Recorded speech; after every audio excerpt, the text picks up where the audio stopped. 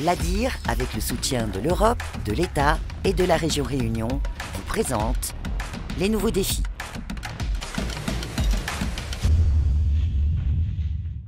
Je vous emmène à Saint-Pierre maintenant à la découverte de la nouvelle usine d'Isoplast. Isoplast, vous le savez, c'est une entreprise historique spécialisée dans la production locale de matelas et de literie adaptés à notre climat tropical.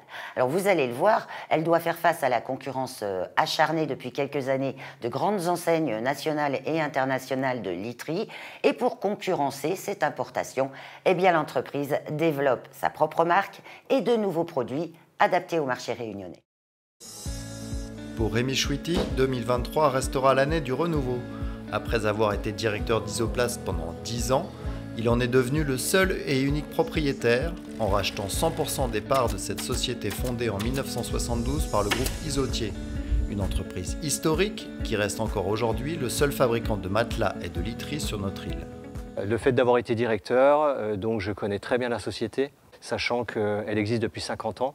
Aujourd'hui, on ne sait pas qu'on fabrique encore de la literie à La Réunion et on essaye de se battre contre l'importation sur des produits qui ne sont pas forcément adaptés au climat réunionnais et à l'humidité réunionnaise. Un secteur qui s'est tendu en 10 ans avec la multiplication des enseignes et franchises nationales qui ont envahi le marché réunionnais. Alors pour faire face à cette concurrence accrue de l'importation, le nouveau gérant voit grand. La marque créée il y a 2 ans est maintenant disponible pour les particuliers dans 2 showrooms, au Port et à Saint-Pierre, en vente directe d'usine. On a trouvé un terrain avec la SPLA, avec la Civis, un terrain de 4000 m² pour construire une nouvelle usine de 2100 m², respectant les nouvelles réglementations. Et on en a profité pour investir aussi dans du nouveau matériel high-tech et plus productif. Du coup, là, on est sur notre nouvelle machine d'emballage, en fait. Marilus n'a qu'à pousser le matelas dans la machine.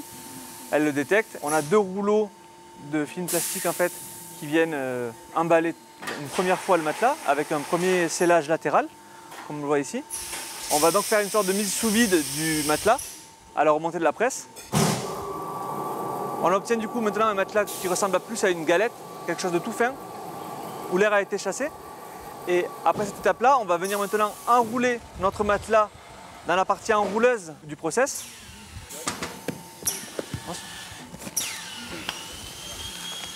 Et là, il est fini. C'est-à-dire qu'on se retrouve avec un produit qui pesait donc toujours dans les 30 kg et difficile à manœuvrer. On a un produit, on le met à l'épaule et on peut partir facilement pour le distribuer, le mettre dans sa voiture. On couche les sièges et on est parti avec. C'est le gros avantage de cette machine-là. C'est de faire un produit qui devient manipulable par la plupart des gens.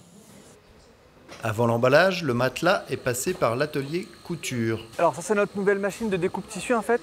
Et elle est automatisée, c'est-à-dire qu'elle passe dans des rouleaux, on lui donne une dimension.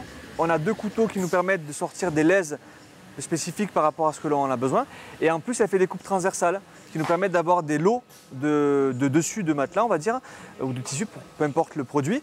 Et ça nous permet d'avoir une opération qui se fait toute seule, qui est précise, qui est régulière et qui facilite du coup le travail des opératrices derrière, des couturières, parce qu'elles prennent des lots déjà taillés. Elles n'ont plus besoin de revenir en deuxième approche pour affiner le produit. La machine fait ce travail-là.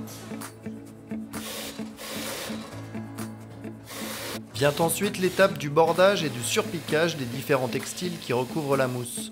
Une étape de finition facilitée elle aussi par les machines.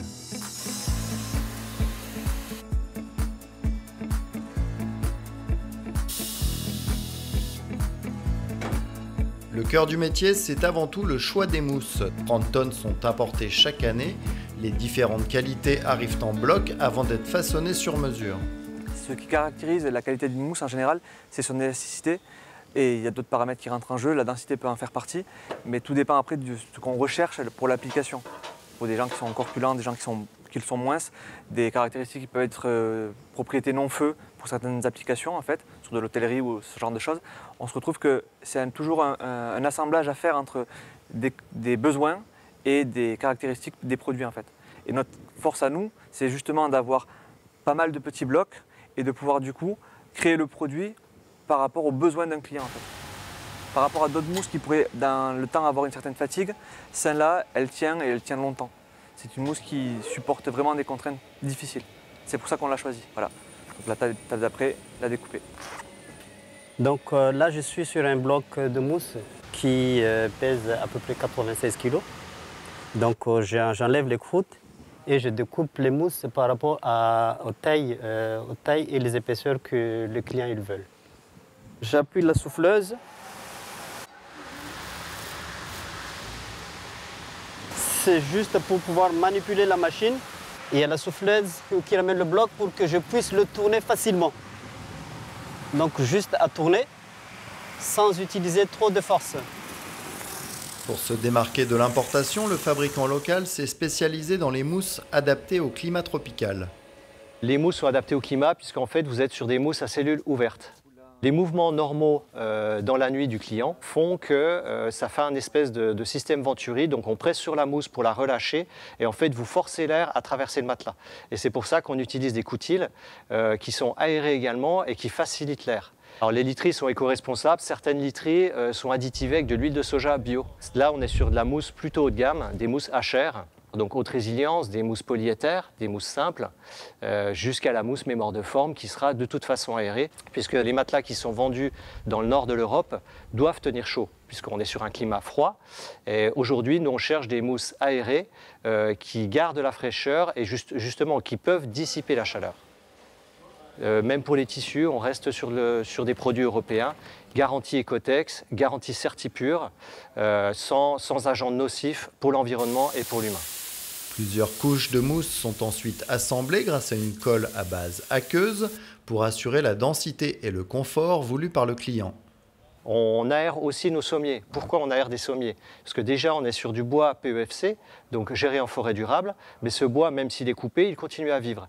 Et aujourd'hui, à La Réunion, on a un problème de moisissure, d'acariens, d'allergies, d'asthme qu'on veut traiter. Et en fait, au lieu de traiter la conséquence avec des traitements chimiques, genre anti-acariens, on traite la cause et non pas la conséquence.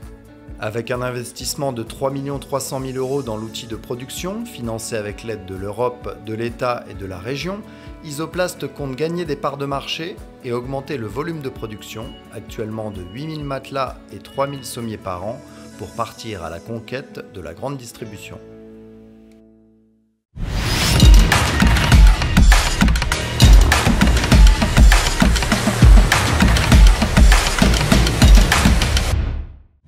L'ADIR, avec le soutien de l'Europe, de l'État et de la région Réunion, vous a présenté les nouveaux défis.